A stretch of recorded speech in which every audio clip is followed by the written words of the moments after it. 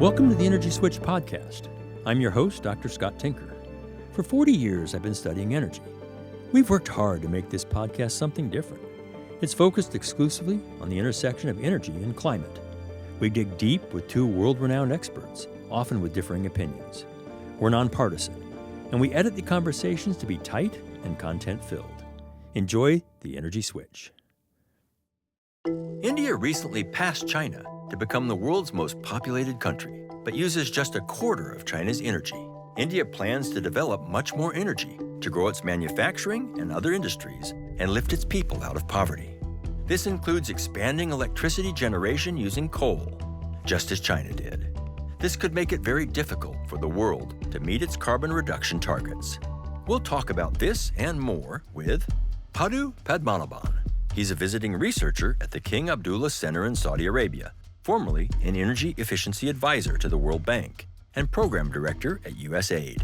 In the context of climate change and decarbonization and the coal transition, efficiency fits very well with all the objectives in a way that even renewables does not. Unless you have a foundation of efficiency, you'll not be able to have renewables delivering at the price that we would like them to deliver. Tom Morenout is a senior associate at the International Institute for Sustainable Development and a professor at Columbia University's School of International and Public Affairs. It's one of the economies with the quickest energy demand growth rate, meaning that in the next decade, 2 decades, they're going to require a whole lot of energy to basically move from a lower middle income economy to a higher income economy. And the big vital question is what is going to power that energy? I'm Scott Tinker, and I'm an energy scientist. Next on Energy Switch, we'll discuss electricity in India and its global significance. Why should U.S. viewers care about energy in development in India? And Tom, I'll just start with you. Where India goes climate. It's one of the economies with the quickest energy demand growth rate in the world, meaning that in the next decade, 2 decades, they're going to require a whole lot of energy to basically move from a lower middle income economy to a higher income economy. And the big vital question is what is going to power that energy? Is that going to be fossil fuels or renewables? Anything to add to that, Paddu? India's time has come. It's in the sweet spot. Yep. It's the 5th largest economy in the world. It's growing at 6%. In terms of energy, it's the 3rd largest consumer of energy and the 3rd largest emitter of carbon dioxide. So in many ways, India is very important for climate change and for climate solutions. Right. And interestingly, China, who has been the most populated country, is now second. China has grown per capita, not to where the U.S. is, but certainly higher than India. India needs to go there in order to grow its economy? Not necessarily. India's per capita is 1.89 tons per person. China is around 15 tons of CO2. And the U.S. is around 7. And if India were to grow at the Chinese rate or the American rate, then it'll run through its oil and coal reserves very, very quickly. So it's not going to happen. So clearly there has to be other interventions made. And the other interventions are renewable energy and energy efficiency. Just real broadly, what's the energy mix in India today? Coal is around 75%. And that includes a bit of gas also. But, natural gas and coal. But about 12% is what is generated by renewables, which is solar and wind. Okay. And about 3% is generated by nuclear. Okay. And hydro has another 8 to 10%. In many ways, folks have framed the future of electricity in India as almost a competition between coal and solar. Quite a bit of coal in the mix today. Is that growing? Coal has had a small revival in the last couple of years. Why? Because energy demand growth, electricity demand growth is so strong. Right. So when you talk about solar, last year was actually a record year. They added about 1/3 more capacity of solar. That's crazy. Those numbers are astronomical. I think they were second to China in terms of the percentage increase. But even that only covered less than half of the demand growth that they actually had. So the rest is mostly covered by coal. And that means existing power plants, having them run more often, right? So it's not that we're necessarily constructing a whole new fleet, but we're definitely, But having said that, the number of coal plants being retired has accelerated. Absolutely. Largely because many of the coal-fired power plants are what is known as stranded assets. And many of them are stranded assets because they're no longer profitable to run them. It costs something like 12 cents a unit for a coal-fired power plant, as against just 2.5 or 3 cents a unit for a solar power plant. A unit being like a kilowatt hour or something? Like a kilowatt hour. Okay. So solar is about 1/4 to 1/5 the price of coal. But the question is the availability, as you rightly said. Coal-fired power plants are base-loaded power plants, and you just cannot remove a coal-fired power plant from the system without the grid being impacted. Yeah. I want to make sure to represent this fairly. We're adding 10 times more solar and wind than coal, correct? Absolutely. Yep. But when you get to the capacity factors and what we end up with there, you're still generating a little more from coal than solar and wind. Sure. They are. Yeah. But another angle to it, which comes into the equation but doesn't show in the calculations as we would like to see it, and that is they want to reduce the energy intensity of the economy by 45%. Then you're able to now see that they can meet the energy demands through solar as well as... So this is actually extremely important, right? That 45% reduction of your emissions intensity of your economy is key, because if that doesn't work out, that doesn't work out. Interesting. As we see energy demand projected to grow in India, what sectors is that happening? For energy, I mean, industry is a big one. Okay. And now, I mean, you were mentioning India is at the sweet spot. I also think for domestic manufacturing, you know, where China was sort of the manufacturing hub of the world before, a lot of that is now also going to start in India. Making the world's stuff. So the world stuff, but also, you know, as the standard of living increases in India, you know, people use more appliances, so you have manufacturing there. You have huge urbanization rates. When you hear urbanization, you need to hear, I mean, everybody should hear cement, steel, right? Yes. Demand for cement is going to increase twofold in the next 10 years. Steel demand threefold. Right. 45% of the energy consumed is in industrial sector. There is some exports of steel and aluminum, but it isn't at the scale of China, nowhere close to the scale of China. Okay, gotcha. Given this growth in population, manufacturing, industrial, internal, external, is there a net zero target in India? When is that set for? How do we meet that? So the second question is more difficult than the first one. Let's go with the first one. India has a net zero target for 2070. By 2030, India wants half of its electricity to be from non-fossil sources. Is that possible? It could be, but it is going to require a huge amount of investment, and it's going to require, of course, also, you know, shutting down certain coal facilities, which is a whole political economy problem of its own. Yeah. So let's get into electricity. India is very populated. How many people there still lack reliable electricity? It could be as much as 1/4 of the population, which could be almost 400 million people, or 1/5 of the population, or 1/6 of the population. But be that as it may, let us see what the Indian government has done to improve energy access. And one can say with a certain amount of confidence that the cities and towns receive power. Maybe the reliability of supply and the availability may be questionable in some areas, but by and large, they are connected to the grid. Then there is the rural India, which has 600,000 villages. If a village has all its governmental buildings provided with electricity, and 10% of the household is provided with electricity, then the village is deemed as electrified. All the villages have been connected to power according to the Government of India statistics. But how many households have been covered? That's questionable. Sure. But my last point on this is there are 20,000 hamlets, if I might say so, which for love or for money you can't provide them with electricity because they're too remote. Now all those 20,000, according to the government data, have now received power, but not from the grid, but decentralized energy systems. Can people afford to buy electricity? Many, yes. Some, no. Access is one thing. Indeed, affordability is another. And I think that's, you know, you have tariff systems for that, right? And you could, right now, I think tariff systems are skewed, often have regressive subsidies as well, where higher income families still receive subsidies. Eventually transferring that system to one where you do give very affordable electricity for, let's say, a first certain consumption amount, 50 kilowatt hours, something like that, could make a lot of sense. Right.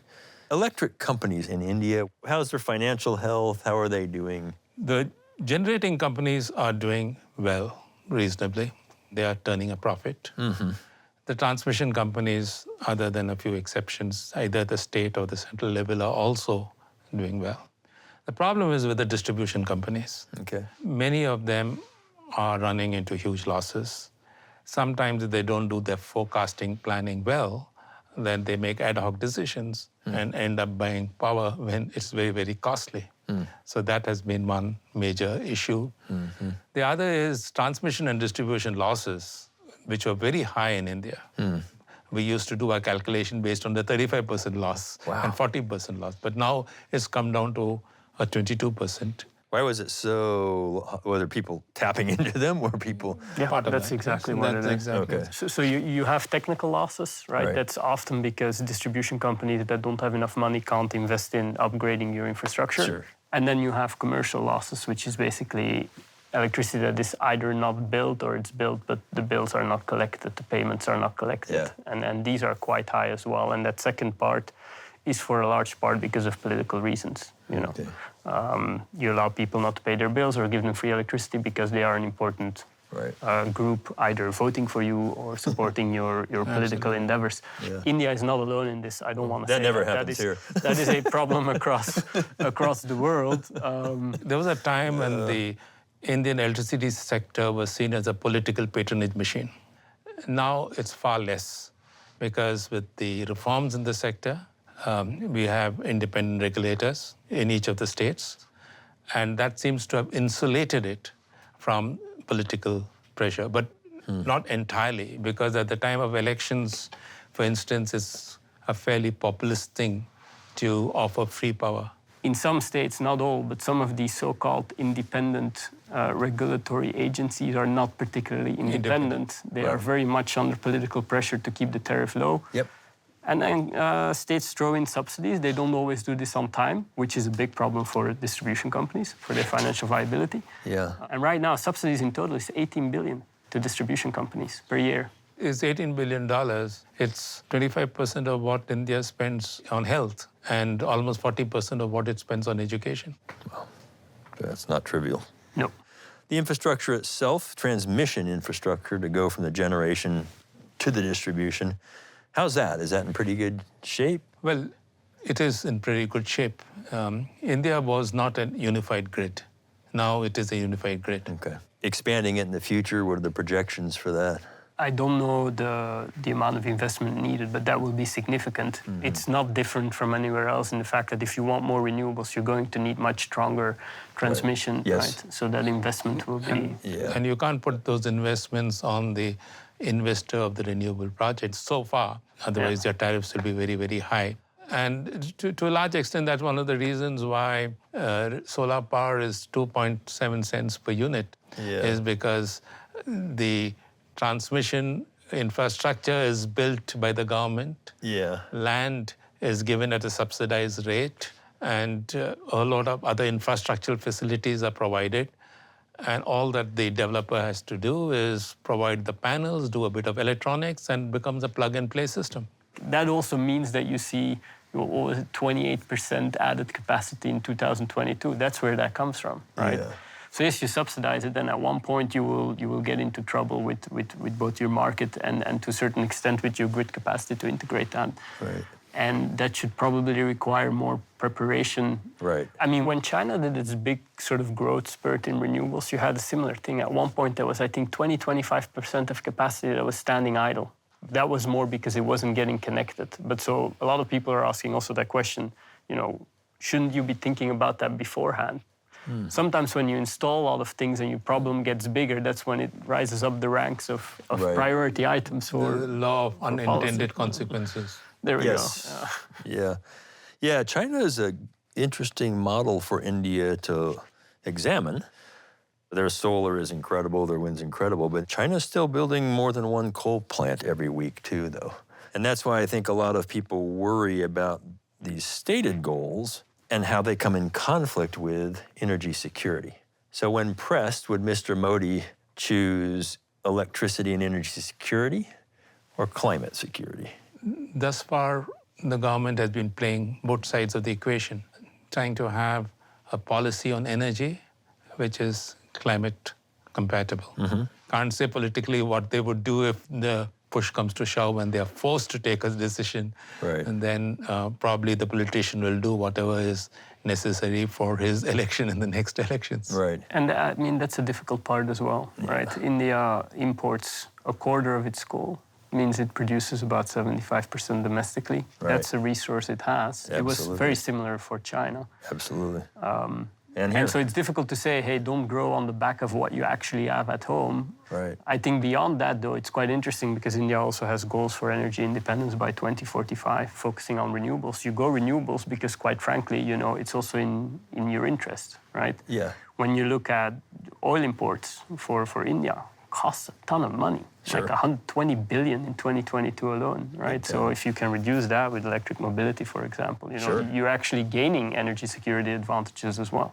Which countries in the world are you dependent on to meet these solar and wind targets? Where does all the stuff come from? A lot comes from China.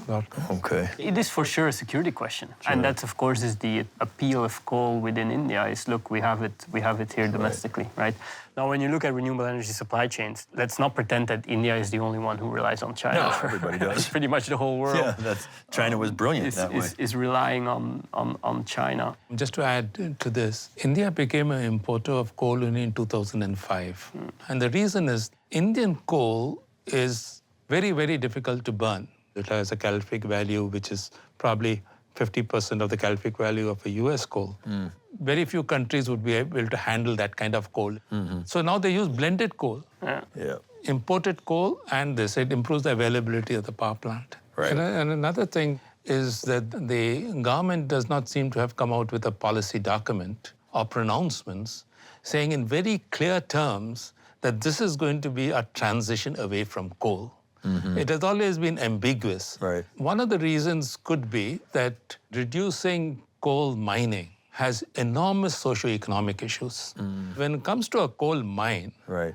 in India, the entire town, everyone is dependent on the coal mine. It goes away. So if that goes away, then everyone is affected. And that's where official statistics are often wrong. Official statistics, they often talk about, you know, around 500,000. Yeah. To begin with, it's more like 2 million when you look at informal workers as well. So they don't want to talk about a program which will transit away from coal and create all these political upheavals because they'll be answerable to the electorate at some time. Sure. So they want to be quiet about it. And tomorrow, a few new coal mines may come up, in which case they'll try to take credit for it. So they want to leave that option. Well, politicians are politicians. Politicians are politicians. Can coal communities adapt? How does that happen? The issue of just transition now is getting to be very important and is being taken up by the government very, very seriously because coal mines are being shut down and people are being unemployed. And one has to reskill them, re-educate them, get them to work in other sectors of industry. It's still work in progress, but it's a very, very important aspect of the planning. Could India's coal fleet, future coal fleet, be used more efficiently? Many of the newer power plants in the last 7 to 8 years have been ultra-critical or supercritical power plants, which have a higher efficiency than the existing subcritical power plants. So there has been a fair amount of development in that area. I think that's important, and you see, you know, getting to supercritical infrastructure, there's biomass co-firing, and then when you go down that list, you also obviously have CCUS, right?